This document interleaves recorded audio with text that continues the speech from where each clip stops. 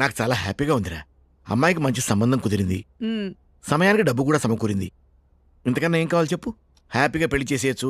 బంధువుల దగ్గర ఏ bad name రాదు. యాండి, ఇంత డబ్బు ఇంట్లో ఉండటం మంచిది కాదండి, బ్యాంక్ లో వేద్దాం. నిజమే. రేయ్ నాన్నగారు. పంచి ఈ డబ్బు తీసుకెళ్ళి బ్యాంక్ లో నా అకౌంట్లో వేసి, ఓకేనా? సరే నాన్నగారు. రే జాగ్రత్త, 10 లక్షలుంది. సరే నాన్నగారు. వెళ్ళరా. అరే భాస్కర్, అన్నా ఎక్కడికి రా? బ్యాంకుకి వెళ్తున్నానన్నా. ఏందన్నా గోల్డ్, ఏంటన్నా ఈ టిప్ టాప్? ఏం లేదురా, మొన్న బెట్టింగ్ లో 10,000 కట్టి 1,00,000 వచ్చింది. 10,000కి 1,00,000? అరే అసలు 1,00,000 ఉంటే 10 లక్షలు కొట్టేద్దురా. అంటే 1,00,000కు 10 లక్షలు? అన్న ఒకవేళ 10 లక్షలు వేస్తే? 1,00,00,000 రూపాయలు సింపుల్.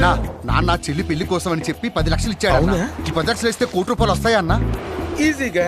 అంటే చెల్లి పెళ్లి గ్రాండ్ గా చేయొచ్చా అన్న? అరే మెల్లగా కాదురా, గ్రాండ్ గా ధూమ్ ధామ్ గా చేద్దాం. సరే అన్న. దా, ఎక్కేసి. అన్న, పోనీ.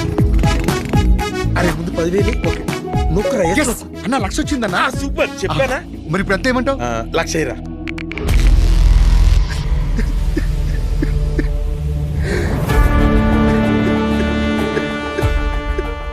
సారీ రా భాస్కర్.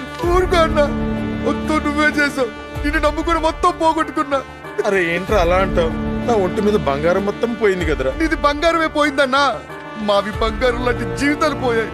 మా నాన్న మా చెల్లి పెళ్లికని దాచిన 10 లక్షల రూపాయలు పోగొట్టుకున్నా. ఈ విషయం తెలిస్తే మా నాన్న గుండాకి చచ్చిపోతాడు. మా చెల్లి జీవితం నాశనం చేశానన్నా. మా కుటుంబం మొత్తం రోడ్డున పడింది. లేదన్నా, నాకు బతికే అర్హత లేదు. నేను చచ్చిపోతానన్నా, నేను చచ్చిపోతా. భాస్కర్, దీనంతటి కారణం నేనురా. ఊర్లో ముఖం కూడా చూపించుకోలేను. పదరా, ఇద్దరం కలిసి చచ్చిపోదాం. ₹1 పెట్టే 10 రూపాయలు తిరిగి ఇస్తారని ఎన్నో online betting apps, fantasy apps మీకు ప్రామిస్ చేస్తారు. మీ డబ్బు తీసుకొని రిటర్న్స్ వస్తున్నాయని చూపించినట్టు మీ డబ్బు వాళ్ళు తీసేసుకుంటారు. జాగ్రత్తగా ఉండండి ఇలాంటి బెట్టింగ్ యాప్స్ నుంచి.